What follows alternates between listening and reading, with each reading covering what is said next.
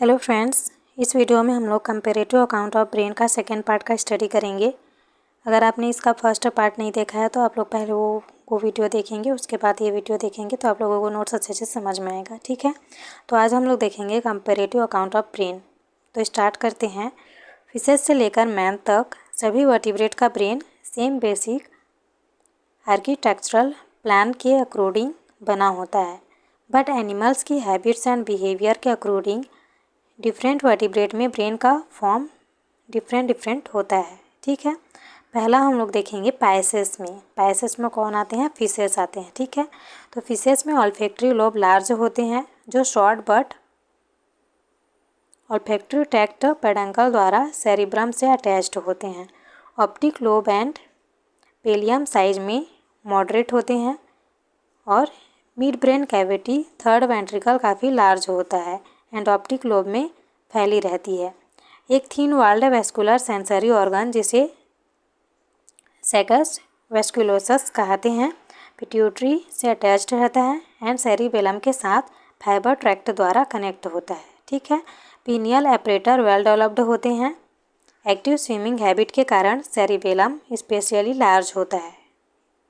Cerebellum equilibrium को maintain करने में सहायक होते हैं। मेड्यूला के एंटीरियर लेटरल एंगल में रफल लाइक रेस्टिफॉर्म बॉडीज प्रेजेंट होते हैं। इसमें न्यूरोपोर पाया जाता है। ठीक है, ये इसका स्ट्रक्चर है। जो पाइसेस का ब्रेन होता है उसका स्ट्रक्चर है। तो क्या क्या है इसमें? ऑल्फैक्टरी सैक है, ऑल्फैक्टरी लोब है, ऑल्फैक्टरी पेडंकल है, न्यूरोपोर है, सेरिब्रम है, केरॉइड प्लेक्सस है, ऑप्टिक लोब है, सेरिबेलम है, रेस्टिफॉर्म बॉडी है, मेड्यूला ऑब्लांगेटा है, पोस्टीरियर केरॉइड प्लेक्सस है, स्पाइनल कॉर्ड है। ये स्कॉलियोडॉन का ब्रेन का स्ट्रक्चर है। डॉर्सल व्यू से लिया गया है ना। तो आप लोग ये डायग्राम को प्रैक्टिस करेंगे क्योंकि कंपैरेटिव अकाउंट में ब्रेन का हम लोग को डायग्राम बनाना ही पड़ेगा। अब आगे हम लोग देखेंगे एम्फीबियन में। तो एम्फीबियंस में हम लोग ब्रेन का स्टडी करेंगे। In amphibian olfactory lobe small and optic lobe large होता है जो स्मॉल के बजाय दृष्टि पर अधिक निर्भरता को इंडिकेट करता है।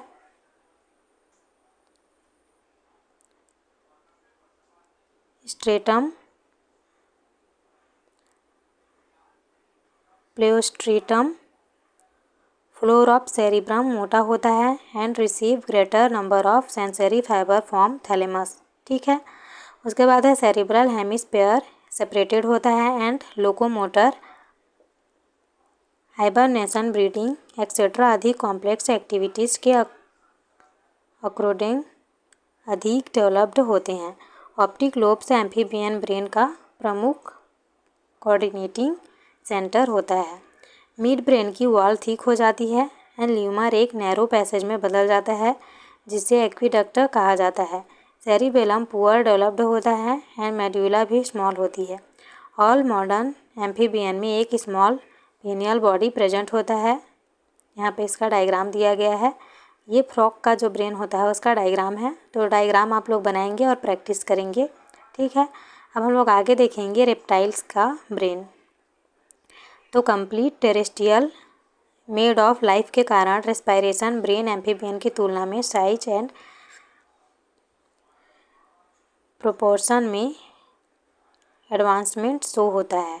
ठीक है, टिलियंस फेलॉन सेरिब्रम इंक्रीज होकर ब्रेन का लार्जेस्ट पार्ट बनाते हैं।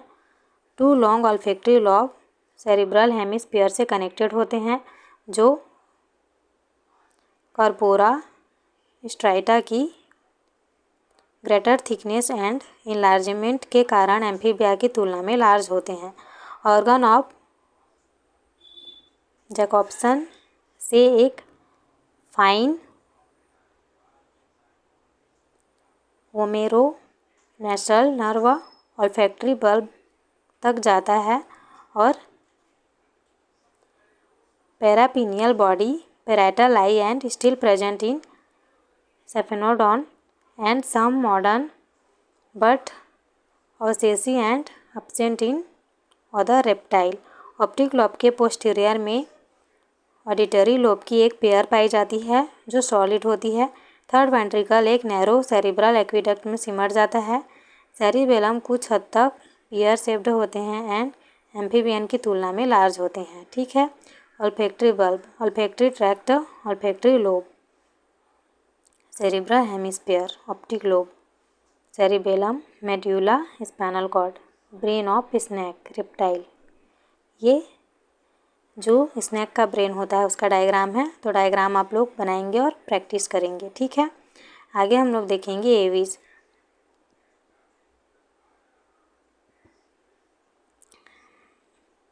एवीज में जो ब्रेन होता है वो रेप्टिलियन ब्रेन की तुलना में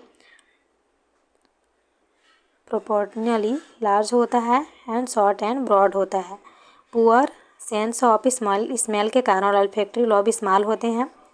to cerebral hemisphere larger and smooth होते हैं एंड डायनसेफेलॉन को कवर करते हैं। पिलियम थिन होता है but corpus striatum greatly enlarge होता है। वेंट्रिकल स्मॉल एंड वेंट्रिकल हो जाता है। थैलामाई के ग्रेट डेवलपमेंट के कारण थर्ड वेंट्रिकल भी नैरो हो जाता है। मिड ब्रेन पर ऑप्टिक लोब वेल डेवलप्ड होते हैं बट लेटरली डिस्प्लेस्ड होते हैं।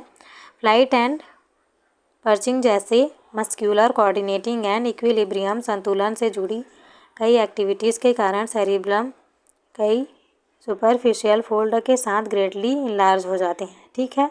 ये ऑल्फैक्टरी बल्ब है, cerebral hemisphere, pineal body, optic lobe, medulla और spinal cord. Brain of pigeon, pigeon का जो ब्रेन होता है वो उसका डायग्राम है। ठीक है। आगे हम लोग देखेंगे मैमल्स में। तो फिश से लेकर मैमल्स तक ब्रेन में पार्ट लीनियर अरेंजमेंट प्रोग्रेसली इनलार्ज होने लग जाते हैं। मैमल्स का ब्रेन अदर वर्टिब्रेट के कंपेयर में लार्ज होता है। ठीक है। पहला हम लोग इसमें देखेंगे सेरिब्रम। तो प्रोटोथेरिया में स्मॉलर एंड स्मूथ होते हैं जैसे कि रेप्टाइल्स। मेटोथेरिया में लार्जर बट स्मूथ होते हैं। हायर मैमल्स में greatly enlarge and grey matter के थिक सेरिब्रल कॉर्टेक्स के साथ लोब में डिवाइड होते हैं। रैबिट में सेरिब्रल हेमिस्फीयर की सरफेस फ्यू टिश्यूज़ के साथ रिलेटिवली स्मूथ होती है। इन ऑदर जैसे मेन एंड सीप में सरफेस अधिक जटिल होती है एंड कई उभार होते हैं जो बाँचों के सेपरेटेड होते हैं। उसके बाद है कार्पस कैलोसम। तो ट्रेंसेस बैंड ऑफ फाइबर जो टू सेरिब्रल हेमिस्फीयर को कनेक्ट करते हैं। ये अदर वर्टिब्रेट्स यहाँ तक कि प्रोथेरिया एंड मेटोथेरिया में भी एब्सेंट होते हैं। ऑल्फैक्टरी लोब तो relatively small but clearly defined होते हैं एंड सेरिब्रल हेमिस्फीयर से कवर्ड होते हैं। Diencephalon and mid brain completely covered by cerebrum, cerebrum से कम्प्लीटली कवर्ड होते हैं। उसके बाद है कार्पोरा।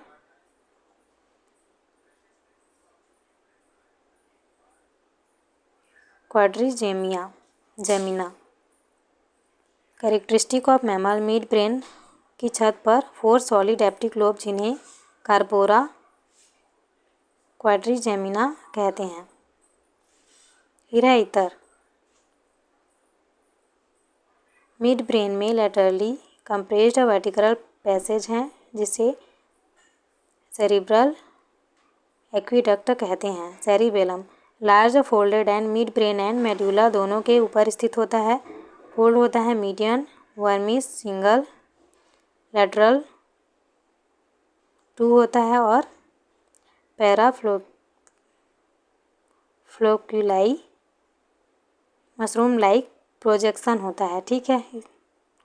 उसके बाद है पैरामिड्स। तो हायर सेंटर से वॉल्यूंट्री मदर इम्पल्सेस तक ले जाता है। ठीक है। उसके बाद है पोन्स। तो सेरिब्रम एंड सेरिबेलम के अपोजिट साइड को जोड़ता है। उसके बाद है ट्रिपेजॉइड बॉडी साउंड के लिए इम्पल्सेस को ट्रांसमिट करते हैं। हाइंड ब्रेन में डाइजेशन, रेस्पायरेशन एंड सर्कुलेशन के रेगुलेशन के सेंटर होते हैं। उसके बाद यहाँ पे ब्रेन ऑफ सीप, सीप का जो ब्रेन होता है उसका डायग्राम दिया गया है, तो डायग्राम आप लोग बनाएंगे। आगे है फिर कंक्लूजन देखते हैं। ओवरऑल स्टडी से पता चलता है कि ब्रेन सेंट्रल नर्वस सिस्टम के अंतर्गत आता है। यह बॉडी का मेन कोऑर्डिनेटिंग सेंटर है। ब्रेन का डेवलपमेंट एक्टोडर्म के स्पेशल सेल से होता है जिसे न्यूरल प्लेट कहा जाता है। ब्रेन में स्ट्रक्चर में मेनली 3 पार्ट होते हैं, fore brain, mid brain and hind brain. All vertebrate का ब्रेन सेम आर्किटेक्चरल प्लान के अनुसार बना होता है, बट हैबिट एंड बिहेवियर के अकॉर्डिंग ब्रेन का फॉर्म डिफरेंट वर्टिब्रेट में डिफरेंट होता है। फिशेस से लेकर मैमल्स तक ब्रेन